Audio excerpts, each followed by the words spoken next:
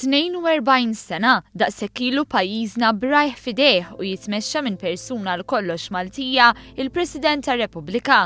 Dan kif minkejja li Malta kisbet l-indipendenza fl-1964 skont il-Kostituzzjoni ta' pajjiżna, ir-Reġina baqgħet meqjusa bħala l-kap tal-Istat Malti bir-rappreżentant tagħha jkun f'Malta. Kellu jkun il-jum storiku ta' 13 ta' Diċembru li wassal biex Malta saret Repubblika u bdiet titmexxa minn kap ta' Stat Malti.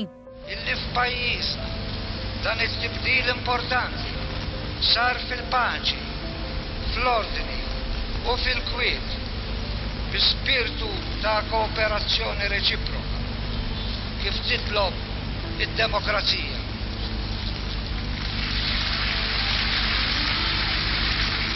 Li tallimna illi fi kwestjonijiet nazzjonali għandna naħdmu il-koll għalenija bi spirtu ta' toleranza u b'rispett lejn xulxin, f'kooperazzjoni mal-gvern biex nelbu d-diffikultajiet u l-problemi li niltaqgħu magħhom.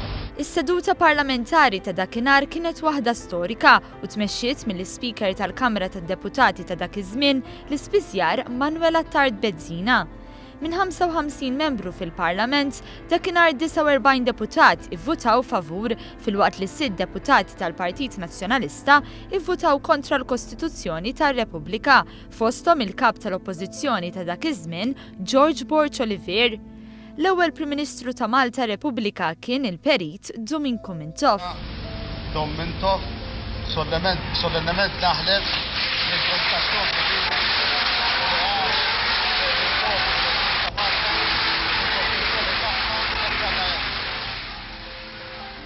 Intant il-ġid tal-pajjiż jiddependi wkoll fuq is-sem li jagħti kull ċittadin, prinċipju li għadu jgħod illum daqskemm kien jgħod dakinhar. Kulħadd għandu l-parti tiegħu x'jagħmel u x'inhu x-xogħol li jaqdi fis-soċjetà. Minn dan ix-xogħol magħmul u moqdi tajjeb minn kulħadd jiddependi il-ġid tal-pajjiż. Jiena għadni kemm ħlift li nqiegħed lili nnifsi għas-servizz tagħkom u tal-poplu kollu, bħala kap tal-Istat u bħala rappreżentant tal-Għaqda u tal-Unità Nazzjonali.